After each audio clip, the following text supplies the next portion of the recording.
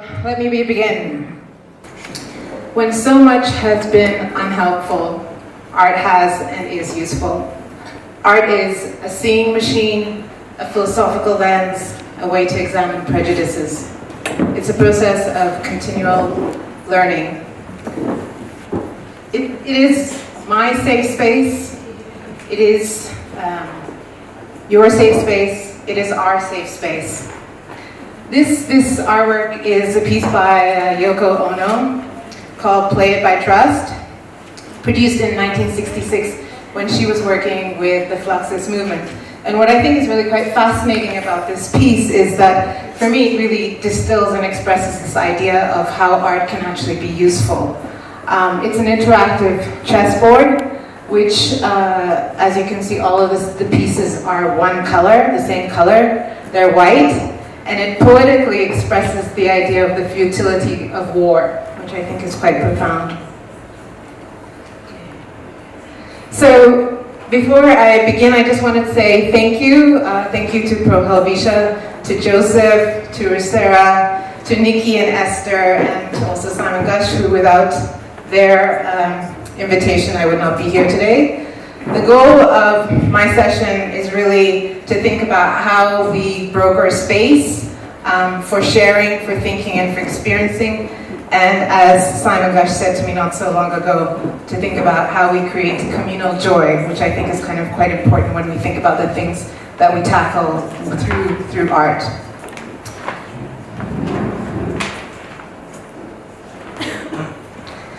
When your libraries appear to have burnt down, are said to have never existed, become obscured, co-opted, destroyed, marginalized, invisible, or any other of possible ill fates, what next? What way is forward? Are there any usable pasts? Can we re-index our catalogs? And if we could, what manner of process and practices would prove useful?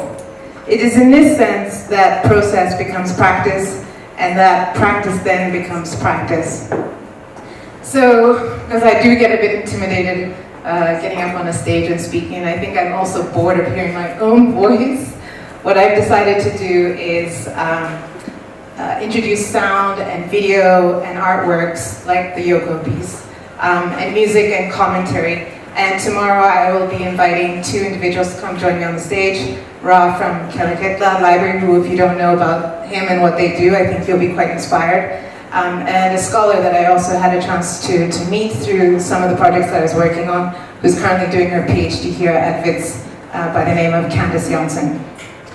So the idea really, for me, is to consider what are our libraries, and as Ra has said so beautifully, that we are all libraries, which I think is kind of very optimistic and very positive, and something that inspires me.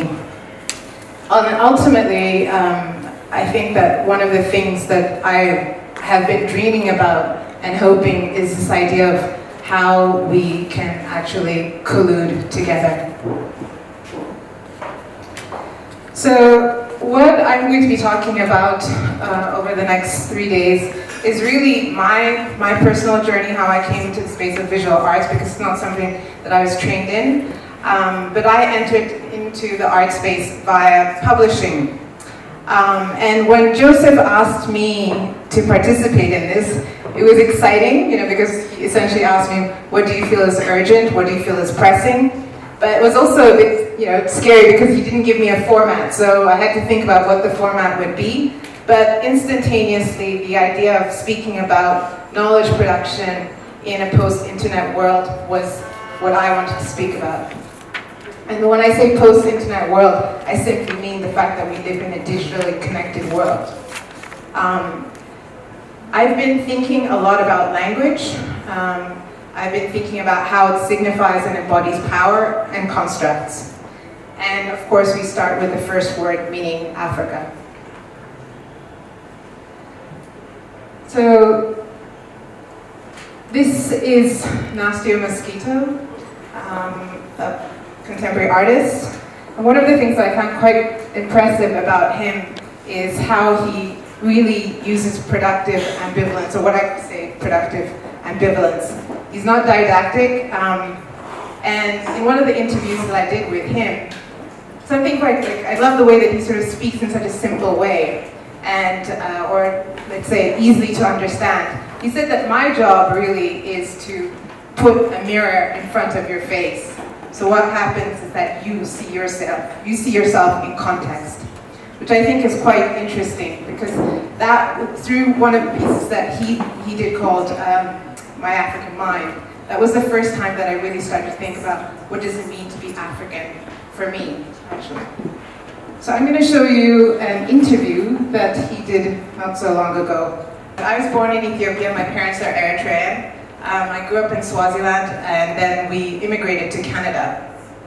Some of the things that I encountered through these years of growing up was the moment where my hair, which is the way that it is today, at some moment stopped being socially acceptable, where actually I had to straighten my hair, or that was what's perceived as being socially acceptable.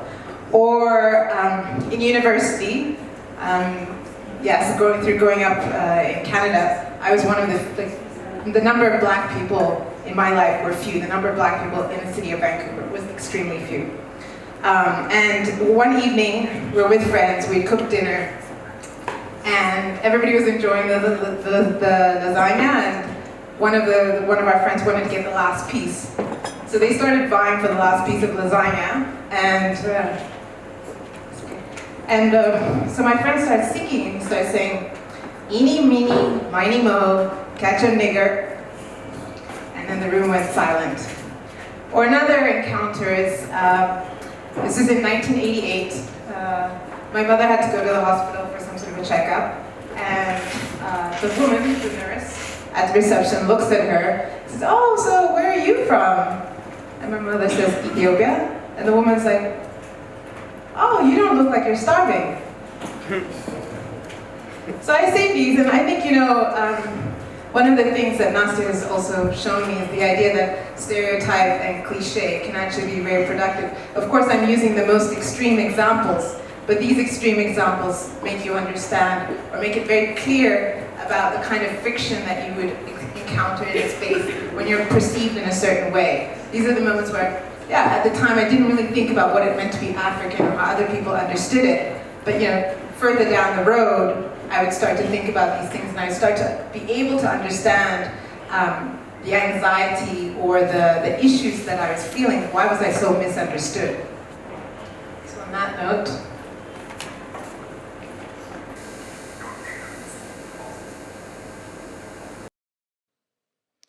so that was really one of the powerful examples that helped me personally start to understand what makes this word Africa so complicated to understand, or how it operates. At one point you realize that what is yours now suddenly becomes vernacular, and you didn't even realize,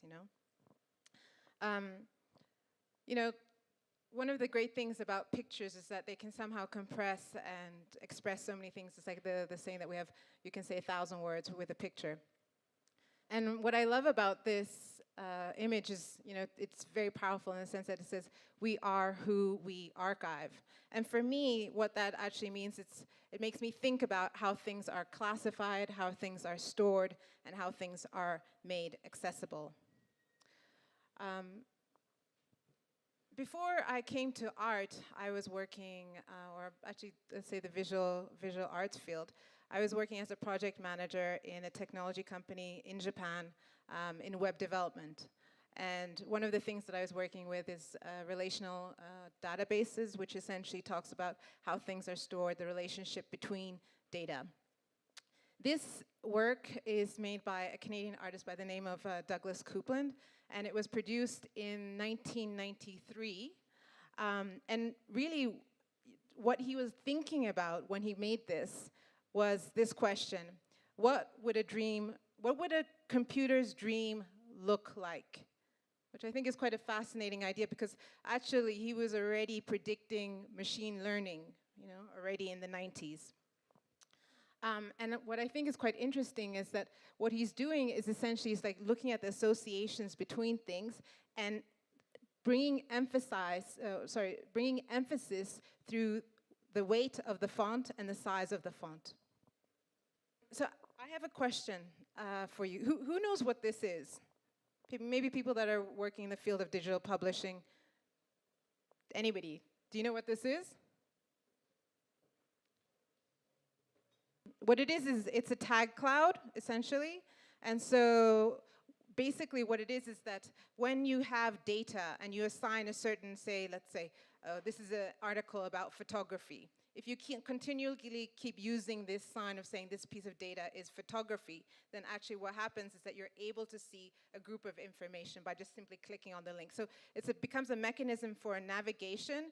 It becomes like a visual tool to understand where the emphasis is in the data, the frequency of the publication and the navigation. So how I think about this is that, I'm giving you an example in terms of digital publishing and the digital realm, but if we actually step back and we think about this idea of associations, we can actually come back to the idea of the physical library. So how many people in this room remember or are familiar with the Dewey Decimal System? I know I am. Okay, there's 2 of us. I think there's probably a few more people, but the Dewey Decimal System was essentially an attempt at creating standardized categories. You can see through like generalities, philosophy, and so forth. And what would happen is that a book would be categorized, and then it's actually physically placed inside of the stacks in the library so that it becomes easy to understand or to navigate the library and find information that you're looking for. Obviously, coming up with this kind of a standardized system, though, is extremely complex, and there also are problems. And just to give you an example of what a problem could be, this is how homosexuality was classified. In 1932, it was classified under the top category of philosophy, so 100, but it was actually categorized as a mental derangement or as part of abnormal psychology. By 1996, it's being revisited and comes under the social sciences, and it starts to be categorized for sexual relations, but it's also still categorized as a sexual practice that is viewed as a medical disorder. So for me, what I'm thinking about, or what I have been thinking about really, is have we thought about what diversity looks like in terms of not only publishing, but in terms of coding? And my journey, I had the opportunity to work with Google, a Google-supported project, which of course is also very complicated because we're thinking about Google is essentially defining how we operate in the digital world. They own a lot of content, but at the same time, for me, I was thinking about, it's as the saying from Chinua Achebe, if lions don't have their historians, the tale will be told from the point of view of the hunters. So one of the things that I was thinking about in terms of like when we did the research trip was really how would I would think about the metadata, the data of how it would be organized, how it would be published, because if you think about this, this is also how we search data. All of us are using things like Google to search for data. So depending on how information is categorized and brought together, information is either accessible or not accessible, or it takes you in a different route altogether. And so I keep thinking about this lack of diversity in technology and coding and the kind of problems that arise. So I don't know if you are familiar with this, but in 2015, again, this is a question of machine learning. So machine learning being a predictive tool that helps to build associations. And what this was that somebody had uploaded their images via Google Images, and the machine was trying to predict what are these groups of digital, material. And what it said was that it's reading the data as like the pixel data to say, okay, a certain thing of black, but it's actually what it predicted was that these black individuals are categorized as gorillas. You can see it, I think you can see in the middle picture on the bottom. So of course, this just lit up Twitter, everybody was really upset, but what this really talks about is the bias that is happening in terms of the algorithmic, production of data. By 2018, Google claims that they fixed this. And you know how they fixed it? They removed the tag gorilla. That was it. So is that really a solution? And to give you an example, maybe I'll just show you, just to go for the sake of speed, what this actually is an experiment where you can see how this idea of tagged data is actually how you can navigate it, or how you can see how the data is being populated. So essentially, if you type gorilla, which you can see on the top corner, what is produced is that there's 2 records, and those records show, once again, black bodies, black individuals, plus a gorilla. So they haven't resolved this. So again, the question becomes, have we thought about diversity in terms of coding? Not only in terms of the publishing that we're doing, but in terms of the technological infrastructure about how data is being populated. So up until now, I've been speaking about, let's say, a general point of view, artistic influences, how I have, what my journey has been in terms of the coming into the art space. But now I'm going to speak about something kind of personal, is that the project that I started in 2010 called Another Africa, and where these things start to become evident to me, where I'm feeling not only conflicted, but I'm trying to figure out what are the ways that I put information together. Because as you can see, the box on the top, it's talking about navigation, right?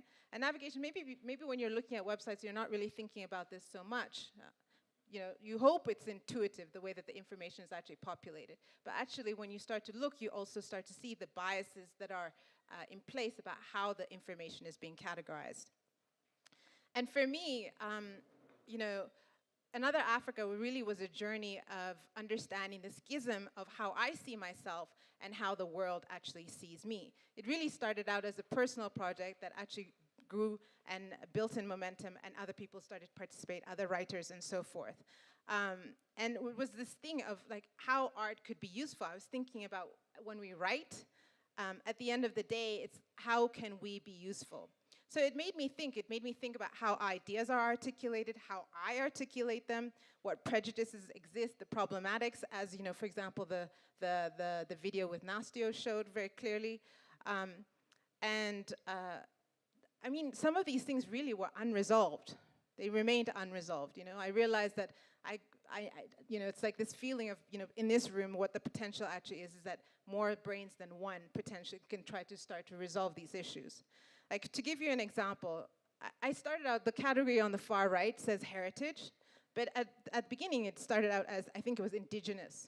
But then if we think about the song that I played for you earlier with Fela Kuti, he's talking about the word vernacular, And there's all kinds of different associations. So really, how we either recoup language or how we build associations is something very important to think about.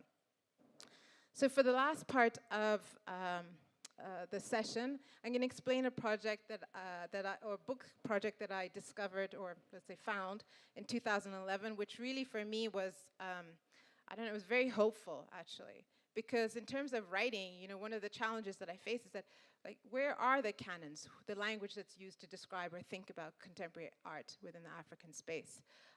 And this book that was produced in 2011 is described as an attempt to sketch the cartography of analytical influences on contemporary artistic practice.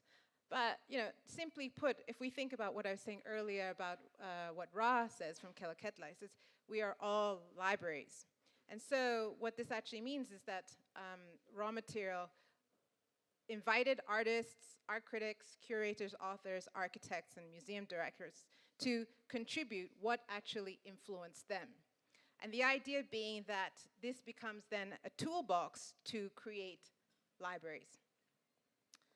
So my hope is that, in speaking about this, is that we will be thinking about like each of you would be thinking about what is your ideal library and how can we actually share that. And this comes to the idea of colluding, because just to give you an example, a couple of, 2 months ago, I was working on a project in Tunisia, a festival, and luckily there was John Fleetwood. Maybe many of you know who John Fleetwood was. And I remember we were having a discussion about contracts. Like, we were working on the curatorial side. We received the agreement from the festival side for the artists. And when we saw it, we were really shocked, actually. We were really shocked because the contract was so incomplete. So we worked on it. We tried to, address some of the issues. And then John raised one issue. He said to me, oh, the contract says the artists need to have insurance, travel insurance, and they need to be able to be repatriated back to their country of origin. Me being, Canadian, that's not an issue. In Canada, at the end of the day, when you get travel insurance, the Canadian government is very interested in making sure that you come back if you're ill, particularly if you fall ill and in the US, where it gets extremely expensive. But in the African context, that's not always the case, And what John said to me was that, first of all, the festival should have insurance. And he was talking about, what if something goes wrong? And I really was not even thinking about that. What happened was, during the installation, the electricians were working on moving electricity inside of the space. And at one point, we just heard this loud scream. It was so horrific that everybody stopped whatever it was that they were doing and came out to see what it was. And this is one of John's artists. He was trying to go get the projector and touch the projector and got electrocuted. So strongly that, he's probably about 70 kilos at least. He was thrown back. And it took about 15 minutes for him to physically recover, And if it had been, for example, me, who knows what would have happened, And the process of having this kind of learning through John, telling me about, okay, well, the contract's not just simply a contract, it's about this process, the infrastructure that you would have in an organization. But it also made me sort of step back, and when I was speaking with Joseph, he was telling me that, for example, VANSA, which is an institution here, has made a guideline for thinking about all kinds of engagements, whether it's with artists, with residencies, with festivals, and so forth. And for me, this I'm sure there's many people here in this room that are making their own projects, who are facing things and do you want to sit down and keep thinking about not only contracts and engagements and whatever else? If this kind of a tool is actually available and readily available, can you not simply adapt it to your own situation, So these are the kind of things that potentially could become part of an ideal library. So in the context, I'm just going to be very simple, because I'm still thinking about this idea of categories.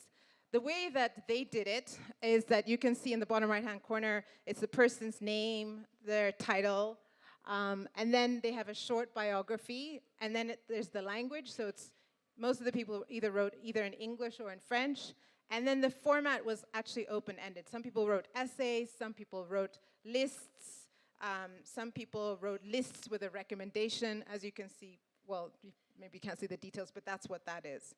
So for the last part of the session, and maybe, Sarah, maybe can you just tell me how much time should we allocate to this? Because this is just, people are going to work on it, and then we'll go to the break. If you want to sort of catch up on time a little bit. Yes, yes.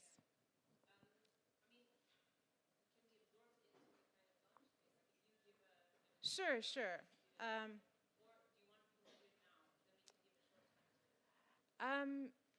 Maybe if we could just do it for 5 minutes. Can we do it for 5 minutes? So what I would like everybody to think about is really what would make your ideal library?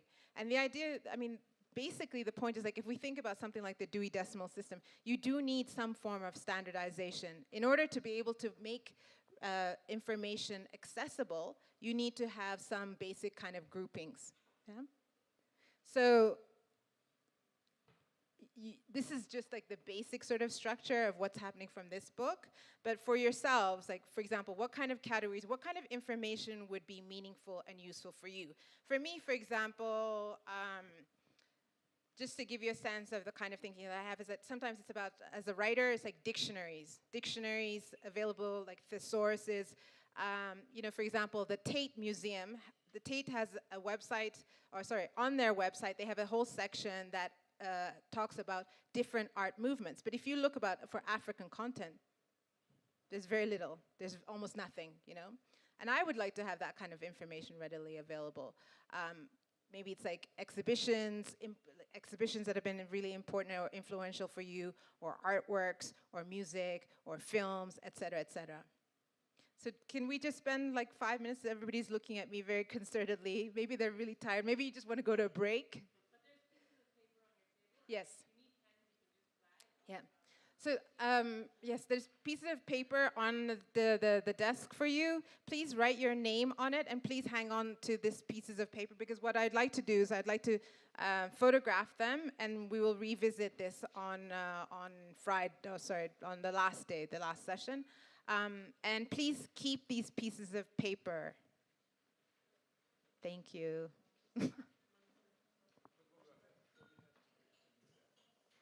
So you don't have to use this. This is just an example of, for example, of how they did this for the raw material project. But what I was the only thing I was going to say is that this idea of standardization, you know, if you have one person that writes an essay, one person that writes, you know, lists, another person that is,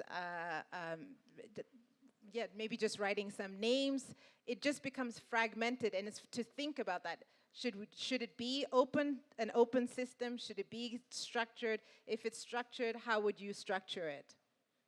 Does that make sense? No? So maybe the easiest thing is just to do your ideal library. What are the important influences in your practice that you would recommend for somebody to essentially like make a new library with? Yeah, well, maybe what we can do is have questions. Maybe that way I can address it. When people encounter it, they are able to make sense of it. Yes. And be able to say, this is from this person, this is from this area, and this is the context. And what you want us to do right now is to sort of start thinking about what that looks like to us. Exactly. Okay, but then you're also saying that standardization is quite important. So are we supposed to be taking that into consideration now as a group, or just saying, let's ignore standardization for now, but think about what our library should be? Well, I think you can decide, really, you know, because what I've tried to paint a picture is where standardization operates in terms of how databases come together. And you need to have some form of standardization. But you also can say, well, actually, maybe we want to have a mixed format of some standardization, but then we want to give, you know, maybe it's important to let people write an essay, you know, to speak about what are their influences. Yeah? Yeah. But are those mutually exclusive, like, considerations? So standardization versus what the ideal library should be? Because then I'm just wondering how sorry, I'm going into now a question about the process itself. I understand. I understand. Could you very briefly describe taxonomy? Could you describe taxonomy? Taxonomy just simply means classification, right? So simply put, like, saying first name, last name, yeah? When you fill out a form, you have this thing of saying first name. That's a taxonomy, yeah? The next 2 days, I think that you'll see some other people are also mentioning things that relate to this as well. So you can do it, but hold on to it, because we're going to revisit this, right? Yes, we're going to revisit this in our last session. So if you don't think you can keep a piece of paper like me, you can take a photo of it with your phone. Okay.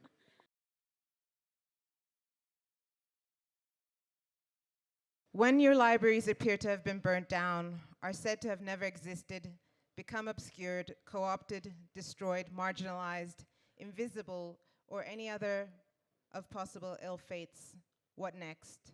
What way is forward? Are there any usable pasts? Can we re-index our catalogs?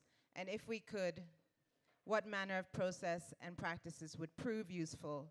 It is in this sense that process becomes practice, and practice then becomes practice. So for this session today, which we'll have about an hour to speak, and then we'll have about 10 minutes of Q&A that will go into the lunch period, I would like us to consider two things: usable pasts and what ways forward. So together with myself, I am joined by Rangatoa Lasane, which I think I just murdered your name, but anyways, who's an artist, a project manager, and scholar based in Johannesburg. He's an educator at WITS, and he's the co-director and co-founder of Keleketla Library, a Johannesburg-based media arts project. And on my side here is Candace Jansen, who's currently doing her PhD. She's a scholar at Wits Weiser. She's a curator and documentarian who's interested in small histories, biographical inquiries, and African imagination. So each of us will be talking for about 15 to 20 minutes. We're going to talk on the topic of archives, memory work in relation to each of our past and ongoing projects. Yesterday, I introduced this idea of what is an ideal library. And hopefully, I'm hoping that all of you are thinking about what is going to be in your ideal library, meaning the people, resources, books, music, film, et cetera, et cetera. Johanna, I believe you mentioned a couple, just to give people a sense that it's not so difficult, actually. You mentioned Olu's book, as well as Cheikh Anta Diop, and a few other things, as well as the photographic collection that you have been building for the last decade or so, if I understood correctly. So today, I hope that between yesterday's session and today's session, you're also getting a sense of what's inside of my ideal library, the artists that I've introduced through the various works that I've shown, what I will do today, and also the fact that on the stage, I'm accompanied by these amazing individuals. I'm going to show you a short clip of a film adaptation of the dystopian novel by Ray Bradburn, the American author who published the book in 1954 called Fahrenheit 451, which, interestingly enough, a new version has just come out. So anyways, what happens is that at this time in the film, they're living in a state where it's illegal to have books. And if your books are found, they burn them. So that's what actually happens. And what's quite interesting is the strategy that people use to resist this idea of loss of knowledge, is that individuals start to memorize books. So one person memorized one book, and that's how they're trying to save knowledge. It reminded me of something that the Swiss curator Hans-Ulrich Obrist had said, that memory as a form of protest, as a form of resisting forgetting. And it also makes me think of something that Ra has said, that we are all libraries. And I think, Jihan, you also mentioned this idea of personal transmission, which I think also connects to what we're talking about. So my story around this is that last year I had an opportunity to work with the visual artist Lemi Garioku in Nigeria, who was the individual that designed about 26 of the record covers for Fela Kuti. And the idea was, because it was going to be a presentation for the art fair in Lagos, that my hope was that we were going to actually show the records. But I found out that they had either been destroyed or that they had been sold, so there actually was no material. So I had to step back and, I was thinking, okay, what could be useful then? So I said, in speaking to, Lemmy was extremely generous. He gave me so much time. He was very open. He opened up his studio. He received me. And I was thinking, how can I show Lemmy's universe, his practice? He's known as the king of covers. He's produced more than 2,000 record cover designs. And so we decided to go into his archive. And this is one of the few remaining artworks that shows kind of the way that he was working with paint, with illustration, and so forth. So something that I found very fascinating is that he's a self-taught artist. And I mentioned this idea of process as practice, and practice then becoming practice. He was so dedicated that he was painting on a daily basis. And in fact, this painting, he was using whatever he found in his daily life. For example, this is a still life of some objects that were in his house. That's actually what produced the lucky break for him. He had this meeting, or he met this journalist who saw one of his paintings. It was a painting of Fela. And he said, oh, I'm going to introduce you. And Lemmy's thinking, okay, yeah, whatever. He didn't really take the guy seriously. But then he did end up introducing him. And Fela right away just loved his style and commissioned him. And what you see is that the silhouette of Fela like standing down, that's actually the piece that Lemmy got the job out of. But one of the things I was really interested about is this idea of music as archive. What would we actually learn by looking not only in terms of the lyrics of Fela Kuti, but the visual world that Lemmy was able to produce inspired by what Fela was doing. And what you realize is that, for example, in this album cover, it was when the Kalakuta shrine was actually burned down by the army. So that's what you see in the far corner. And that's why it's called Alagbon Close. And this was done in 1975. So some of the things, you know, in this process of learning about Lemmy's practice, he was telling me things. Like, for example, you can see on the bottom right-hand corner, I mean, he's fastidious. He's somebody that actually signed most of his work. But what you see is he's written his name as Sonny Emmanuel. And this is like the pre-Fela moment for him, where he's using what he calls his Christian name. But as he starts to get politically activated and becomes aware, being part of the Kalakuta shrine, he decides to change his name. Actually, he drops this and he becomes Lemmy Garyoku, and Lemmy with 2 M's. And then at a later stage, you'll see that he signs his work using only Lemmy with 1 M. So, you know, Lemmy's really passionate, and he has a very strong vision of what art is supposed to be. And he says, you know, I'm not interested in art for art's sake. Pan-Africanism is an ideology that he strongly believes in, and you see it appearing oftentimes in the iconography of his work. So you can see this sign, this is Blackism, a force of the mind. Fela really was a mentor for Lemmy, and this touches on something that Jihan was speaking about, really about the power of Kwame Nkrumah and how he influenced thought at that time. And this is a letter that Fela wrote, where he's trying to get people to follow, or what is it, participate under this slogan that says, Africa must unite.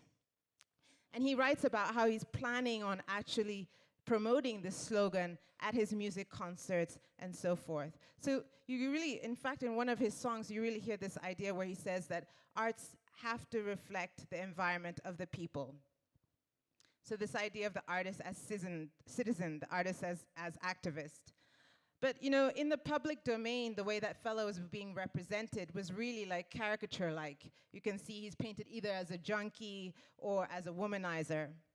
And, you know, when you speak to Lemmy, actually, he doesn't edit or try to change how Fela actually was. What he says is actually he paints like a really complex picture of this individual as a mentor, as the Kalakuta shrine being like this creative laboratory for activism. And there was actually tangible evidence of it, and this is actually what became part of the exhibition that we did for him, alongside the album covers. So Lemmy says, you know, I mean, you can see that's Lemmy on the far right, and that's Fela in the red Speedos, which was quite common. But he says, you know, he wasn't swayed by the environment, which was like really hectic. You know, it was like there was sex, there was drugs, there was rock and roll, there was a lot of weed, et cetera, et cetera. And he said that, you know, he anticipated that the cost of that lifestyle was going to be too much. And so he literally stayed away from it. But inside of this kind of space, different things were happening. For example, you can see this is an image of Lemmy's diary from January 2nd, 1976. The moment that Fela himself became political, he was really interested in this idea of bringing knowledge to the people that were participating in the shrine. And so they were doing this with books, and this book was, it's called The Black Man of the Nile, and this idea of decolonizing their ideas around what it meant to be African. Another thing that was happening is that he had something called the Youth Movement, which he sponsored, which was the Young African Pioneers. They did things like produce newspapers. They collaborated together. In fact, Lemmy collaborated a lot with Femi Fodo, the photographer, And Fela gave him a space in the shrine where he could, on Sundays, present his ideas through political commentary and critique that manifests through cartoons that he was putting up inside of the shrine. But Fela actually gave him space on the stage to speak about this and explain his ideas to the public that were visiting. So you can see this is an example of the newspaper, where in the bottom right-hand corner, and I'll show another big image of it, it's a cartoon lampooning the army's brutality, where they were whipping, literally they would stop and whip errant drivers leading up to Festac 77. And there was pushback. When they published this newspaper, the army came after them actually, and they just literally scattered and had to like run. So you can see this is the cartoon. And you can see, in the bottom right-hand corner, it's like by 1976, Lemmy's signing his work, Lemmy Garioku. And this is like a blow up from the newspaper. But you see, it connects back to that first illustration that I showed you that was in a book that when he was first starting to think about his own ideology.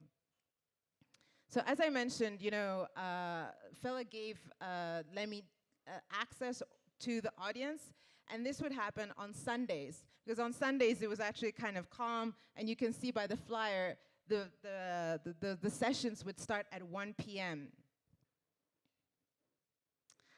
This is an example of, you see the pillar in the center, that's where Lemmy would stick up his cartoon essentially, and that would be there for 2 weeks. And sometimes the cartoons actually ended up on the actual album cover. So once you start looking at the details of the album covers, you really are actually able to unpack what was happening politically in Nigeria. This is an example of one of the cartoons. And he's very, in his own way, but quite rebellious, quite like Fela. So, in this idea of thinking about Lemmy's practice in terms of his creativity, this is a self-taught artist that was teaching himself or using different techniques. And this is an example of the collaborations that were actually happening inside of the Kalakuta Shrine. There was, I think, at least 2 photographers, but there was one that Lemmy was quite close to by the name of Femi Photo, who had taken photographs of the military police, and he had brought these photographs back to the studio. And Fela had the song Zombie being a specific critique of the military police. And what Lemmy decided to do was make this photo montage of collage. And this actually is very accurate representation of how Fela was responding in that political context, where basically it was one individual that was constantly critiquing the political apparatus and actually being punished. He went to jail like over 300 times, physically beat, This is another example of the kind of collaboration or the kind of things that Fela would ask Lemmy to do, and then he was happy to do. He bought advertisement in the newspaper to put out this message. Our country must have a definite revolutionary ideology to progress, example, Nkrumahism. Otherwise, we shall never have a stable country. We shall always be losing our valuable properties. We shall be losing our good leaders too. Let's all think and unite. And what I think is quite interesting is that, in the 70s, John Lennon and Yoko Ono were doing the same thing with the Imagine Peace project, where they decided, well, if commerce can buy space for propaganda, why can't art? Which I thought was quite fascinating. And you can see on the bottom of the newspaper, it says, please paste in your room, it cost me 500 naira. But I love this idea that he's really encouraging people to keep this in their space, So here you can see once again, this is one of the album covers, which is called Confusion, Break No Bone. And Lemmy was expanding on the criticisms that were actually in Fela's song. So in the top left-hand corner, you can see problems galore, no water, no food, no house, no job, no light. People in Nigeria are still complaining about the electrical situation, the electrical failures, And you can see on the right-hand corner, the big question mark says, which head never steal? They're talking literally about the lack of political accountability. So all of these materials eventually became the exhibition that we did. And it really would not have happened if Lemmy hadn't been so generous, because we spent a lot of time. He offered all of this material from his archive for the exhibition. We also worked with somebody quite notable within the Nigerian community who runs this space called Jazz Hole, Mr. Kunle Tejuoso, who made an amazing playlist of music of that period to really sort of expand on these ideas that were being presented in the exhibition.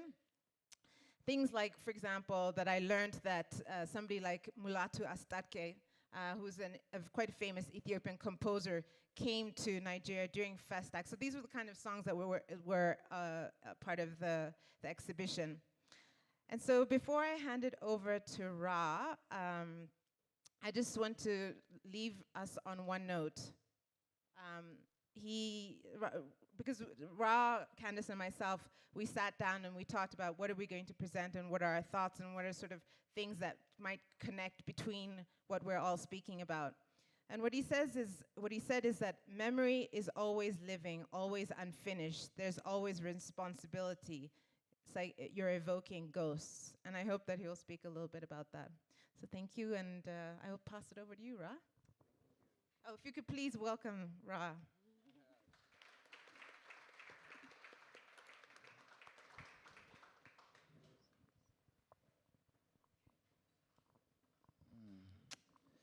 Greetings, and thank you, Missla, for the invitation and for that very beautiful, evocative kickoff, which also actually carries a lot of resonance, as it has been since the three of us have been speaking.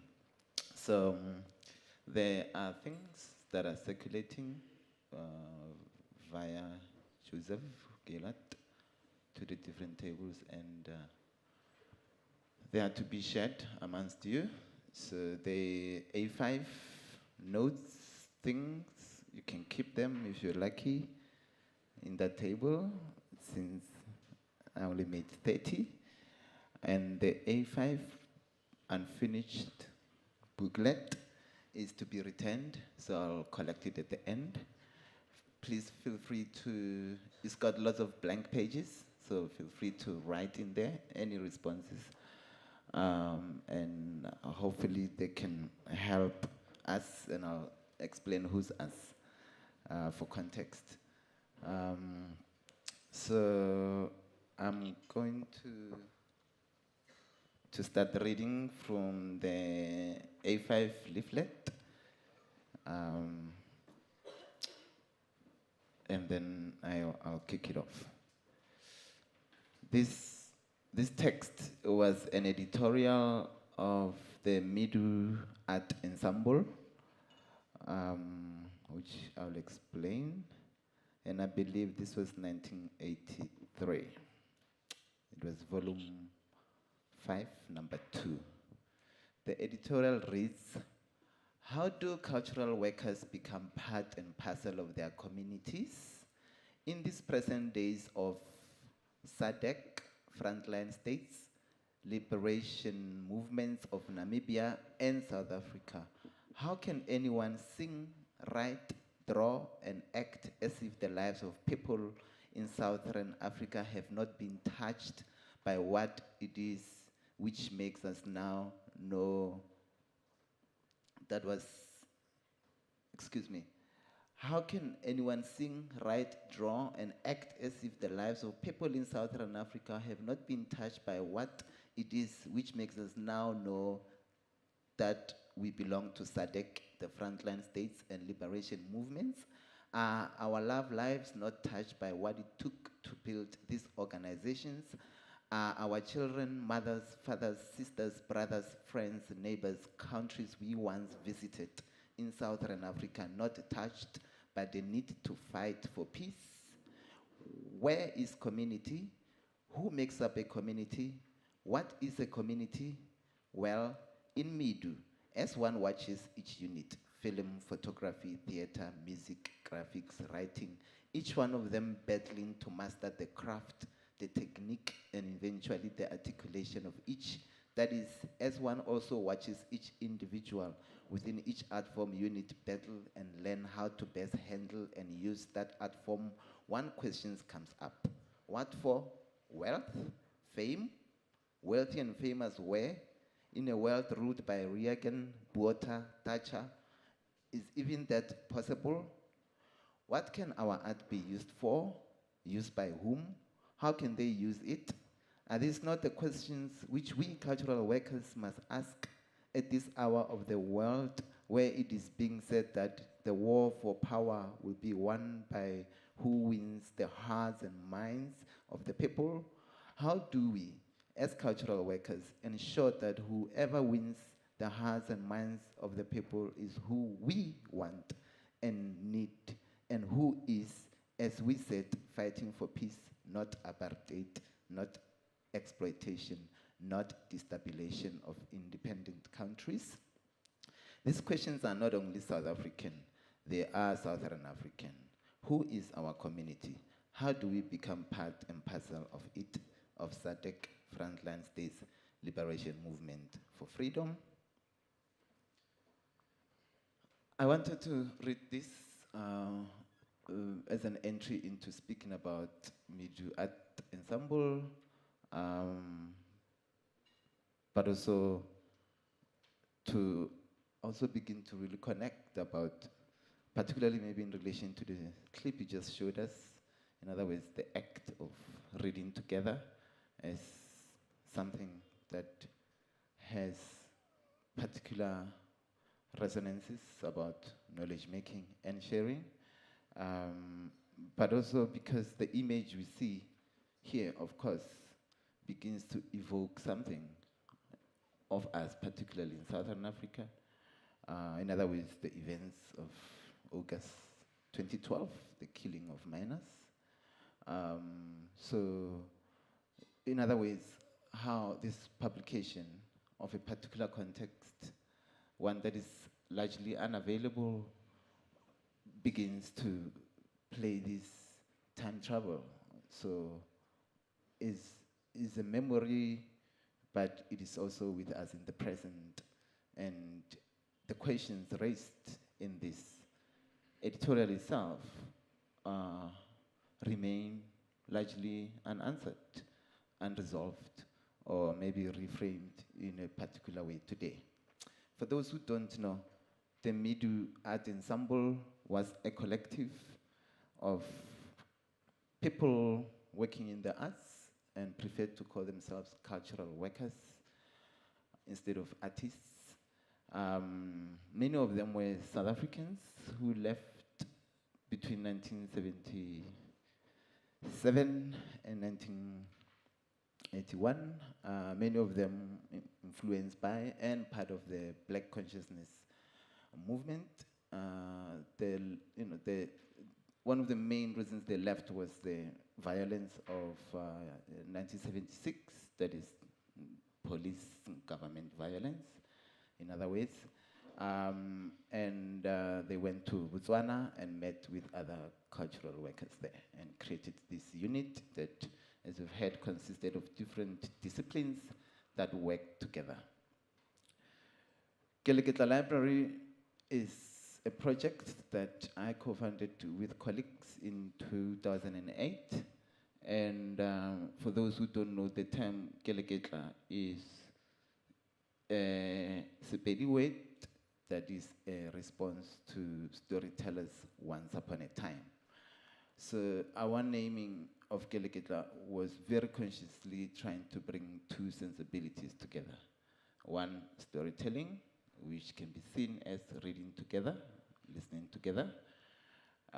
The very notion of a response to storytellers once upon a time is the proposal and suggestion of active participation and being present in the story, but also knowing the story. So one is in a circle. It's just that if they're not telling the story at that moment, it is just not their turn. Tomorrow it will be their turn. They know the story, they share it, they can debate the story, they can expand on the story. So this notion of a library that suggests books in printed form in relationship to storytelling and other modes of knowing and sharing were brought together quite consciously. In 2008, end of 2008 into 2009, there was an exhibition at the Johannesburg Art Gallery of the Media Art Ensemble. Keleketla was just around the corner from Jack, and that was the first time we heard of this collective, and it deeply influenced the manner in which we worked. Just seeing what was present in that exhibition, and it is within this kind of an archive doing something that I'm reminded of the words by a friend of ours, Dineo. Patrick knows, maybe Patrick doesn't. Her name is Giovanna Yusuf, who once spoke to us in 2015 at some conference that this archive fever, or this ongoing terming that we are activating archives is to, in her language, bullshit. There is no such thing. The archive activates us. And this became a very, very beautiful articulation that, in retrospect, at least I began to see how the Media Art Ensemble activated the work of Keleketla Library. But also from there on, I started then thinking about how then one can teach archives. What are the ways in which one can work with particularly students, in my case, in approaching the work of the archive. So if these questions from the archives remain unanswered, what forms can we enter the work of memory, of archive, together collectively? So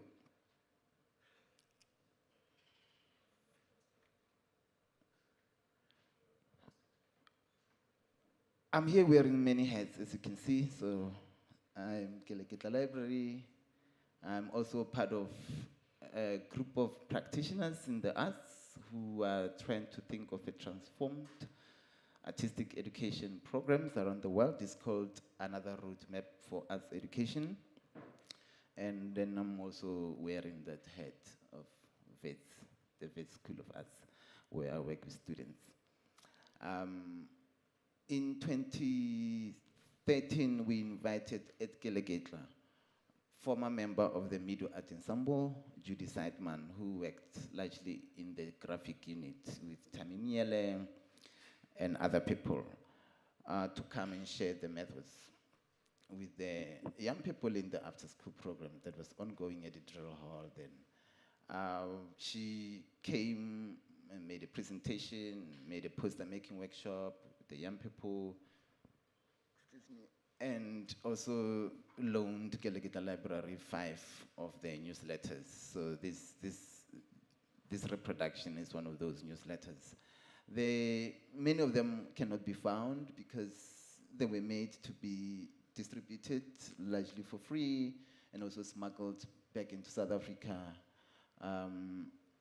So they are very hard to find. And Media Art Ensemble is one of those cultural movements that has been largely uninstitutionalized, which is interesting because that institutionalization of archives create all kinds of problems, and I think one of them is access.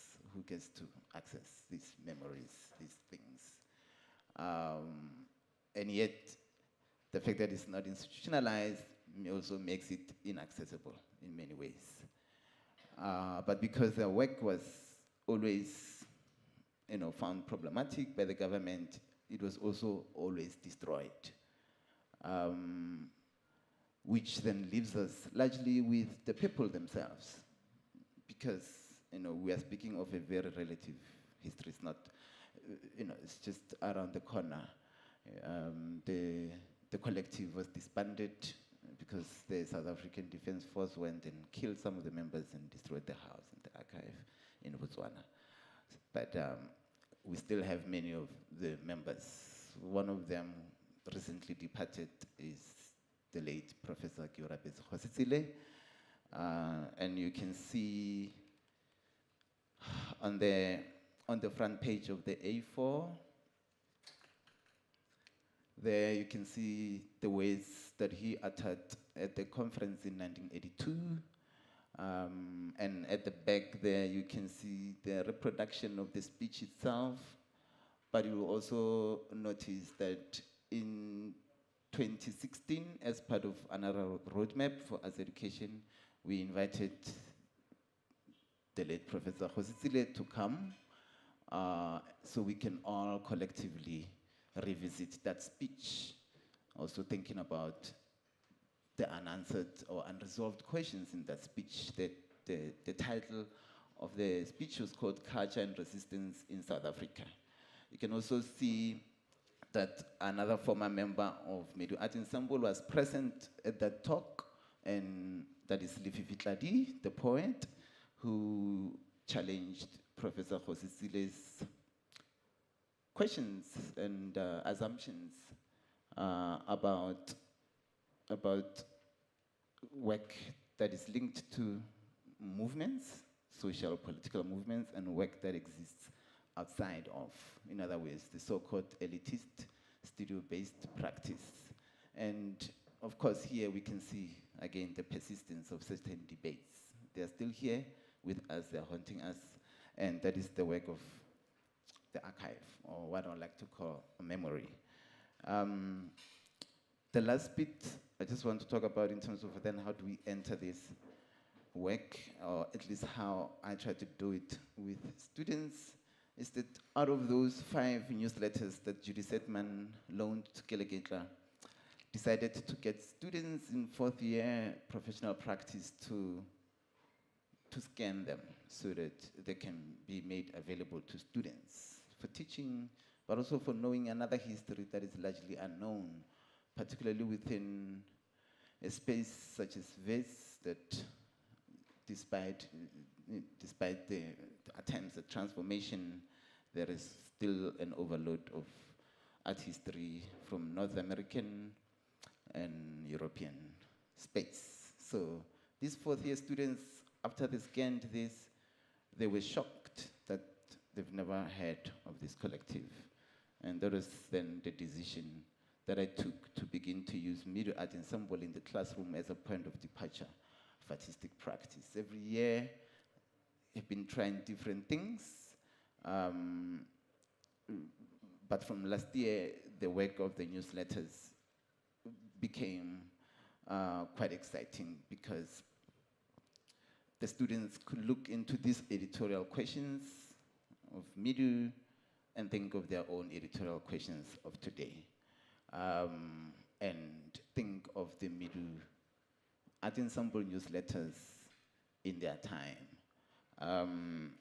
Because of time, I will not be able to read the editorial questions of the students, but if there's time for people between now and lunch, you can go see some of the emerging editorial questions that are in the publications there, done by this year's Drawing Contemporary Practice students, that is 2018 students, in groups. So there are 5 groups who are thinking with the Medu Art Ensemble ways of working, questions they raised, checking the resonances today, but of course raising their own questions of today. In conclusion, and also to link to that, is that I just wanted to talk about this question of the archive activating us, because it really excites me all the time, as to, because it raises questions about whose archive and the responsibility of evoking things. So whose memory am I evoking, and how responsible can I be to the responses that may emerge from things that are put in space? And here I keep thinking a lot about the space of the song, or the sonic during Feast Must Fall. Many people were commenting that these kids are singing songs that existed way before they were born, right? And these songs carry so many things, events, people's names. It carries a lot of history. And it is possible that many of those histories carried in the songs actually were not found in the classroom of many of the students. So, in other words, that archive, the sonic archive, created a space for students to first learn these songs together, find them, contact people if they have to. Many of them don't have scores for reading, so it is really about learning them together. So they created new spaces of learning these songs because they have to be known and they have to be used for mobilization, for energy, for grounding, for defense, for crying, for resisting. But these songs were also not left at that. They were overturned. So when problems of patriarchy, for example, or toxic masculinities emerged in the student movement itself, the students will change the names in some of these songs and insert names of other people, other women, or other queer people, names of themselves. One of them, for example, is the famous song by Bob Marley, No Woman, No Cry, and how it became a space for the students to acknowledge themselves and put their own names into those songs in the current. So that is an archive activating and an archive, a memory living, not dead, being changed, being able to be adapted. I guess another example that is very interesting is that of the body and how it responds to song.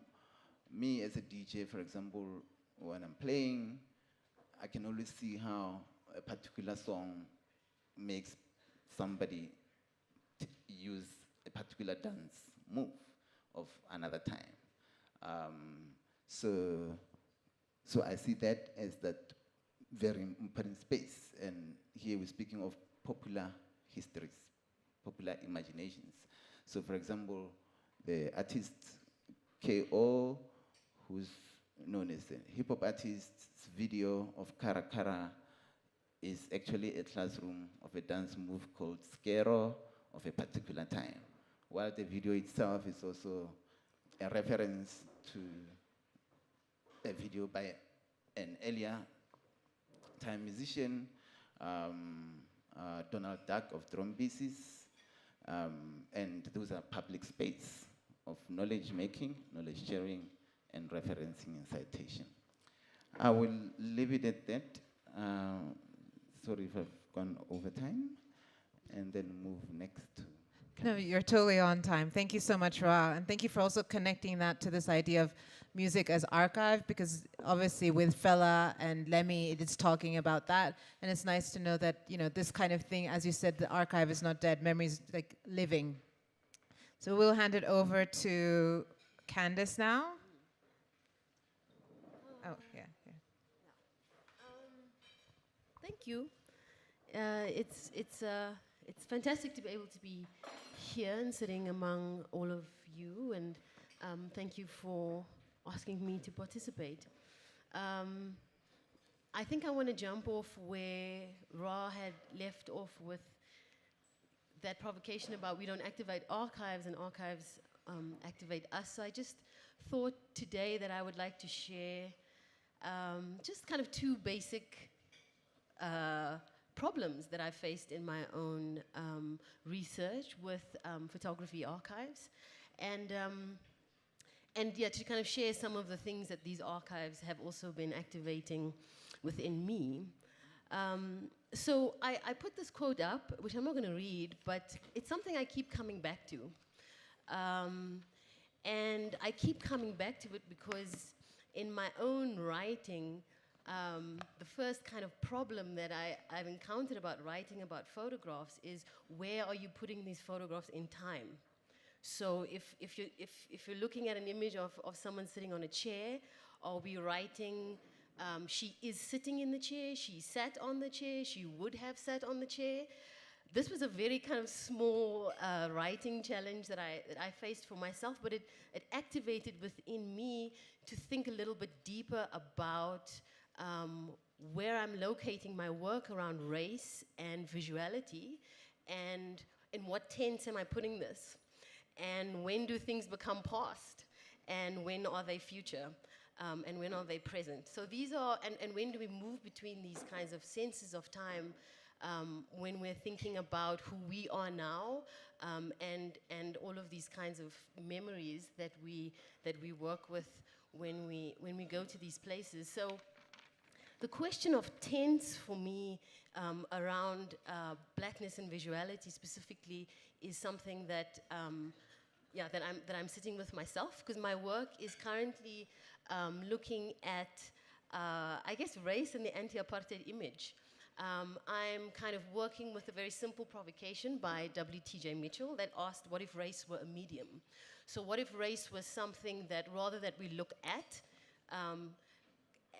rather be something that we see with, through, alongside maybe even, to kind of just start beginning to kind of unfigure race and representation, which as Millie kind of had suggested earlier, we were always kind of concerned with its exteriority, and how do we start to move that conversation around race into other kinds of ways of seeing, hearing, feeling, tasting, etc. So I'm looking at two specific photographers, two South African photographers, Cedric Nunn, who is working in the later apartheid period, and Ernest Cole, who is working in the kind of earlier apartheid period. And these are two photographers who are differently using race, in my opinion, as practice. They're using their race and the way they're moving between races, race classification during apartheid, to kind of think about what it means to be black under kind of conditions of invisibility, in fact. So what time is it is for me a very important question. And how are we writing about ourselves, and where are we placing ourselves in time?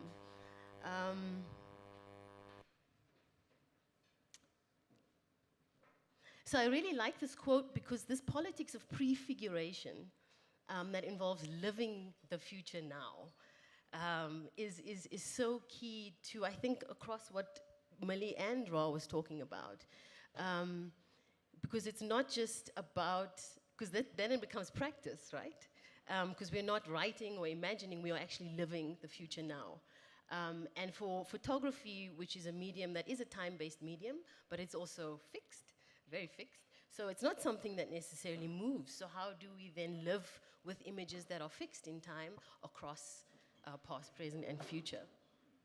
So I thought to put this up, because this kind of was the second complexity that I am also thinking with, which I don't have, my questions are also all unresolved. But coming back to that question of living the future now, okay, so let me get a little background about what you're looking at. So what you're looking at is a contact sheet from the International Defense Aid Fund, who was an anti-apartheid organization that was started by Canon Collins, that helped raise money for treason trialists and their families at the time. And IDAF had grown into a anti-apartheid vehicle through which stories about apartheid could be circulated in exile, and to kind of gain financial support, in a sense, for the African National Congress, for freedom of South Africa. So this contact sheet became a really important visual form for me to think through, because as many photographers here will understand what a contact sheet is and its relationship to truth, because contact sheets are also called proofs. But the IDAF contact sheet challenged me, because these contact sheets are completely fabricated, in the sense that how they were produced, people took photographs of other pictures in books, in other photographs of prints, and they created their own contact sheet, their own photo library, right? So the photographs that we're looking at now, we don't know who took them, we don't know who's in the picture, We don't even know where they came from. We just have all of these images that have no origin or identity, in a sense. So this contact sheet is something that is activating questions for me, in the sense that how do we make sense of the way that historical truth is also a fabrication? I don't have answers to that question, but I think particularly when it comes to race and visuality in South Africa's history of apartheid, I think now those are important questions to start asking, and perhaps it's activating within me a different kind of question, not necessarily what is truth, but how is the truth? When is the truth? I think that is, sorry? Well, it's difficult. Is there truth? Because the fact of apartheid was here, and this was absolutely used as fact, as evidence, as truth. So that's a paradox that I think becomes really important to keep alive in the ways in which we're thinking about the past, because it's not just about truth, it's also about fabrication. So those are just the kinds of two questions for me that I keep coming back to, that I think is important things to consider around the questions that we're thinking about archive and libraries. So that was really my short presentation, and I guess we'd be interested to hear, if there is time, what everyone else thought about it. Thank you.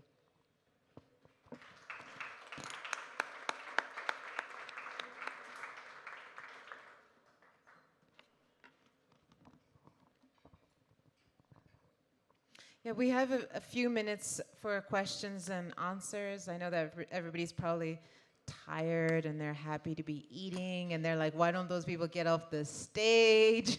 But if you do have any questions for us, we'll just stay up here for a few minutes. Any questions in the room?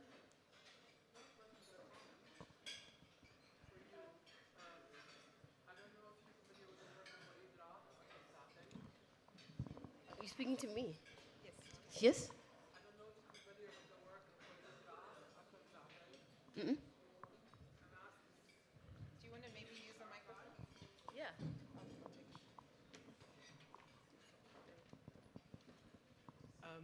The work of Walid Rad and Akram Zaatari, Lebanese artists, who amassed this giant archive of photos that are, like you said, no one knows their provenance, who took them, where they were taken, blah, blah, blah. And then they created those very elaborate, semi-fictionalized, semi-factual narratives about the Lebanese Civil War. Mm-hmm. And their idea was that they problematized this notion of truth. Mm-hmm. So, for example, you'd see an image of a soldier in gear with a machine gun, and then there would be a small narrative underneath, next to a picture of a woman posing for a portrait, another story, and then you have no idea which of those two is actually true. And it has to do with the idea that during the Lebanese Civil War, it was a deeply violent sectarian war, each of the warring groups or sects were actually claiming they have the truth. And what he was trying to do, both of them were trying to do, is saying, okay, there you have the information, mm-hmm. who has the truth. So I think it'd be interesting just to link that to sort of those images, and if you want to actually play with, like, fiction, factual, like, yeah. I can hold it. Does you want to ask? Oh, I should respond. Thank you for that comment. I think also part of the problem is that, for example, this IDEF's archive is my Buya collection in Cape Town, and that archive is dormant. We're not necessarily doing much with it, I think, because of its relationship between that gray area between fact and fiction, and how do we start, I don't know, thinking about an anti-apartheid fiction in a sense? I don't know if we can do that right now. I don't know.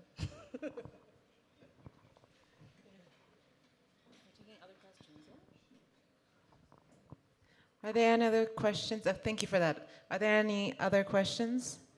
Jihan. I don't know if the microphone might not get that far. You might have to Come to us. Sorry, No, I'm just wondering about representation, because obviously archive, especially in our region, we're starting still the process of collecting. So every time we find an archive, we're really excited, oh my God, that it does exist.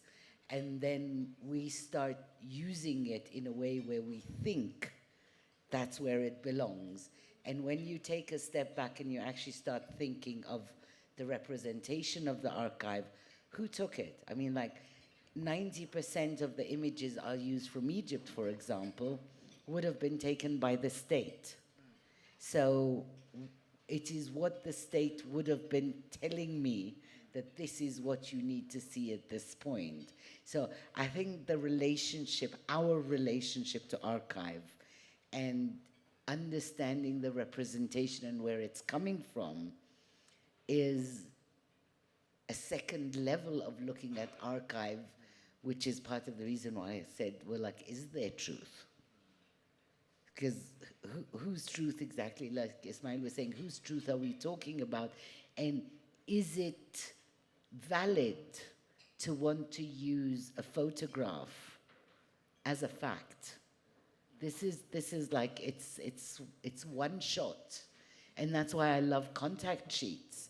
Because when I collect contact sheets too, because then you see that red square that was chosen as the moment, in exclusion to what was before and what comes after.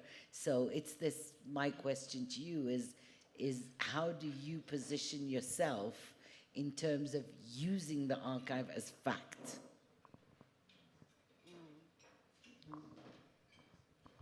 I think I'd like you two to also respond to that question.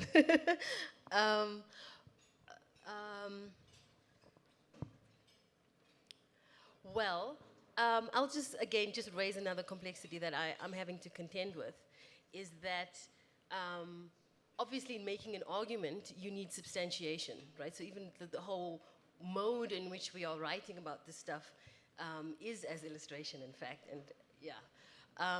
So one of the complexities I'm dealing with, if we can call such a thing as an anti-apartheid archive, what then becomes of fact and evidence when these archives are fugitive, they're clandestine, people are using other names, people are misnamed, photographs are uncredited.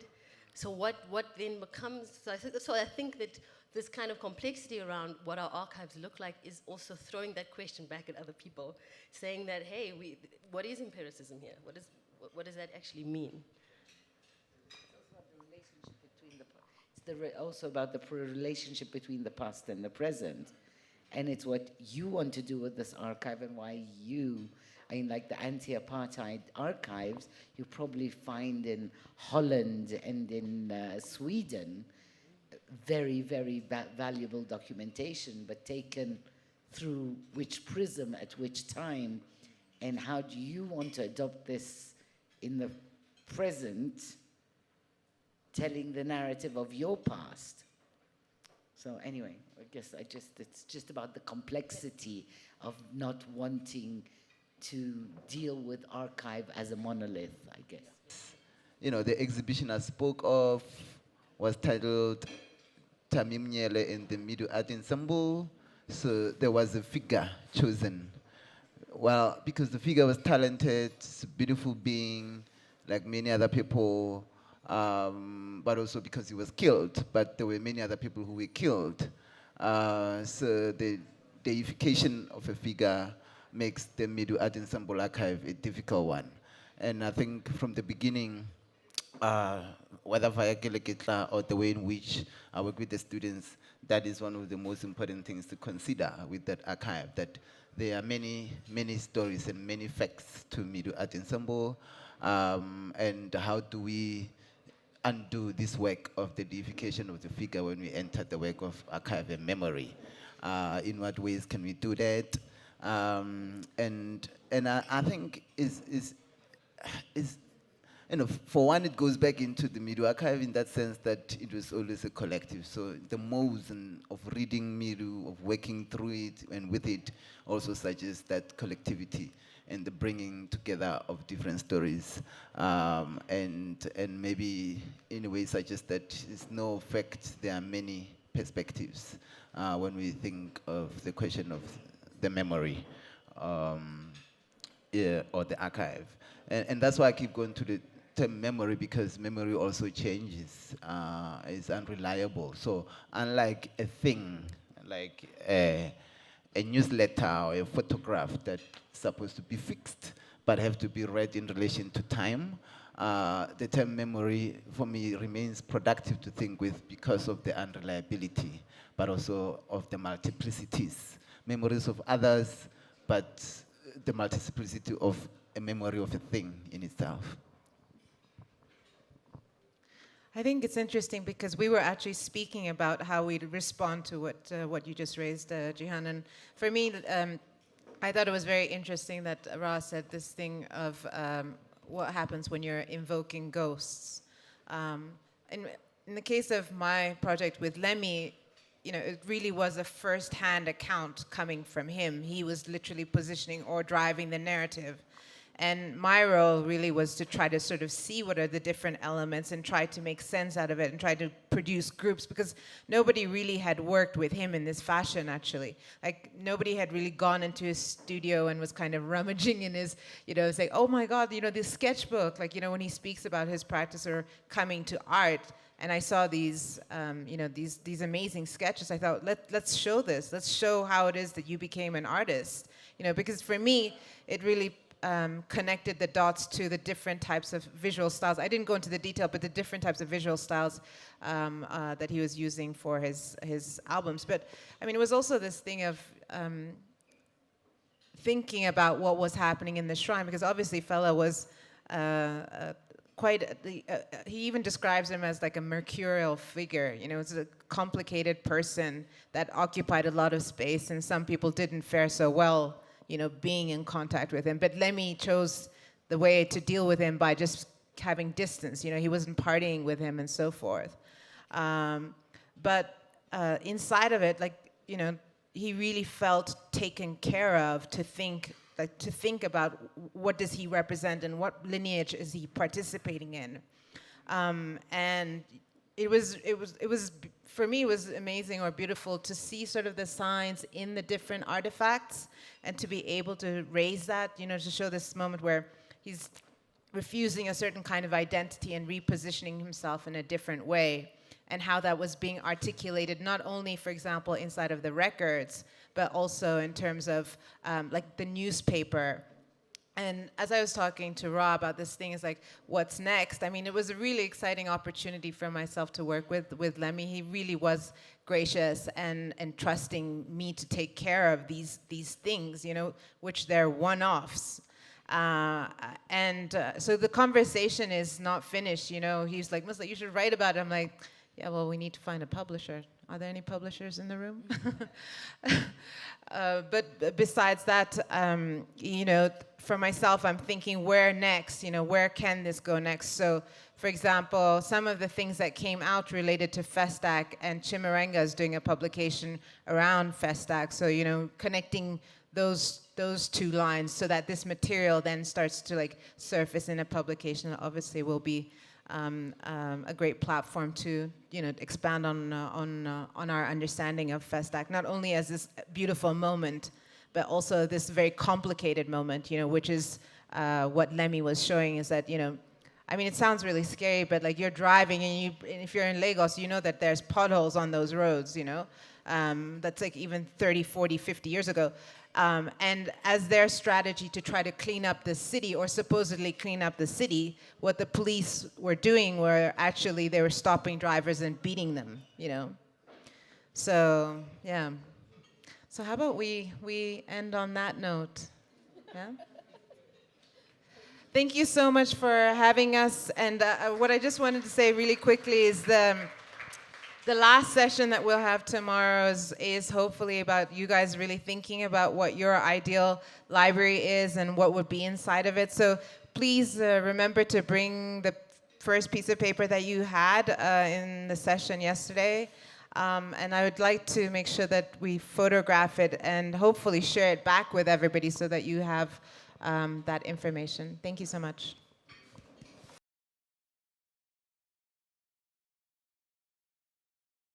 One of the things that I just heard in the previous session that really sort of stood out and resonated with me was this idea of, am I allowed?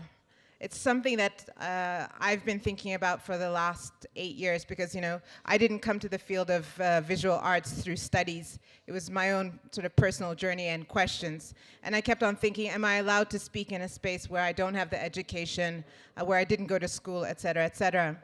And so today, or throughout the session, what I really wanted to, you know, focus on, and why I titled my program Process as Practice and Practice as Practice, was really to express my own personal journey of how, by starting to work on something, it actually started to manifest and make something.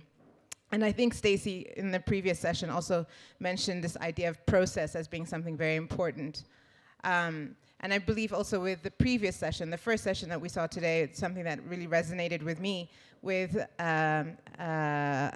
what the project with Nontebeko and Patrick was, this idea of revealing their process to us as a work in progress, as something that's incomplete, something that they would also appreciate feedback on.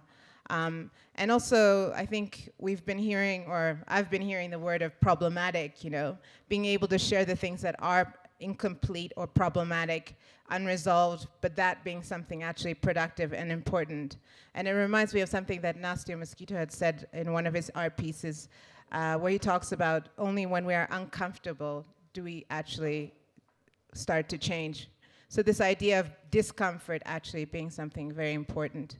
So for this last session, I'm not really going to do a lot of talking. It's actually, I'm hoping that the conversation around what is an ideal library has really sort of prompted you to think about if you could constitute a library that would become a resource not only for yourself, but for the community around you, what would that be?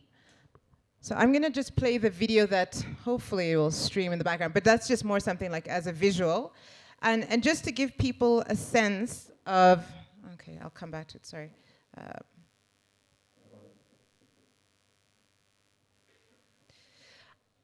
I put this, what's called slide up, not to confuse you or anything like that, or to make it kind of complex, but just to give you a sense of how you could actually begin to structure this. But if it's sort of like challenging to come up, you know, to look at this type of a system and say, okay, what are my resources? I would just say, put this aside and maybe just start free-form writing the things that have been important and influential for you. Just to give you an example of some of the things that I've heard people saying to me throughout the different sessions. Like when I spoke about this idea of language, you know, across the African continent, how many languages do we have? In Ethiopia alone, we have 80-some languages. So this idea of being able to share and transport information, how do you cross the language gap? And Manche, I believe, was talking to me, and he mentioned something about there's a new technology that's arriving now that allows for real-time translation in many, many languages, you know? So this idea of if you make a system like this available to everyone, you know, even in your community, wherever you're based, that they would be able to contribute in whatever language that they're working in. Another thing is, you know, Ra from Keleketla spoke about this idea of being a cultural worker, and people that have influenced his practice greatly is the Medu Art Ensemble. Or Jihan shared a video, audio clip of Cheikh Anta Diop. Obviously, that's something that's been very important, and I think a lot of people felt that that was really wonderful to hear that type of a resource.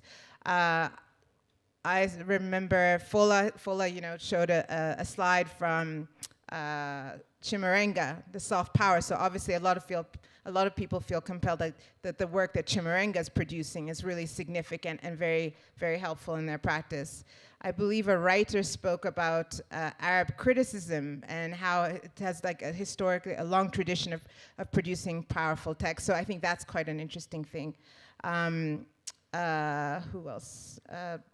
The gentleman from Bubblegum, the publication, spoke about this idea of looking for the right type of institutional or format, let's say, or entity, legal entity. So that could potentially be a resource. You know, if people are able to speak about, oh, in this space, actually being a nonprofit works really well. In that space, being, I believe there was a Kenyan gentleman that spoke about using the system of hedge fund or fund as a way of financing creative production. So for me, that's like a very interesting thing. Okay, well, if we're looking for ideas around legal entities and how to finance our projects, because a lot of people have been speaking about this idea of the complication of funding coming from external sources and that influencing the work that you're doing. So what are interesting models for funding, for example? So I hope that this is just simply a prompt for you to sort of sit down and think, you know, maybe it's nothing complete. Maybe it's just the start of sketching out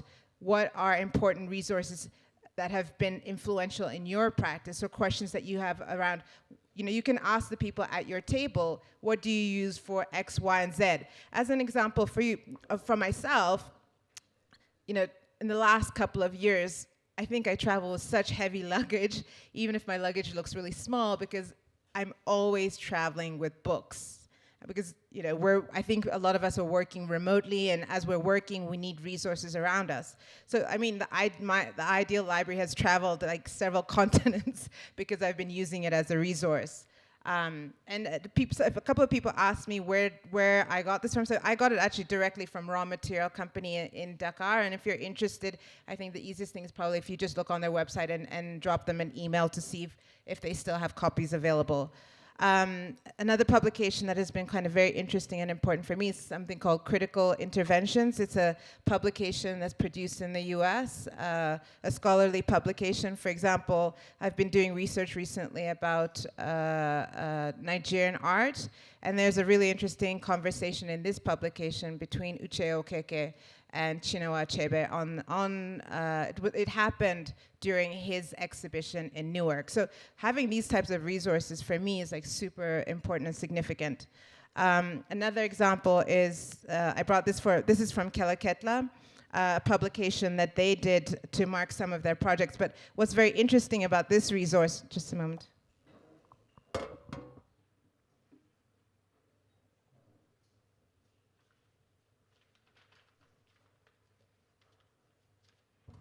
It's an educational resource for learners, young learners. And this, for example, is like how to create your own magazine. And you saw, like yesterday when he came, he was showing some of the magazines that have been produced through his program with the students at WITS.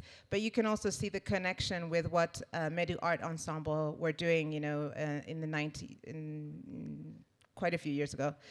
Sorry. And the last thing is that as you work on this, like it's really free form. You know, there's paper in front of you for you to start jotting down things. But if you feel that you want to just discuss it amongst yourselves, that's also, you please feel free to do that. I will come around and take photographs of the papers that you have, just as a way of consolidating some of this information, and maybe I'll make it into a PDF and send it all to you so that you have a chance to also look at it and see what other people are thinking about knowledge production and making that information accessible. So thank you very much, and go to it.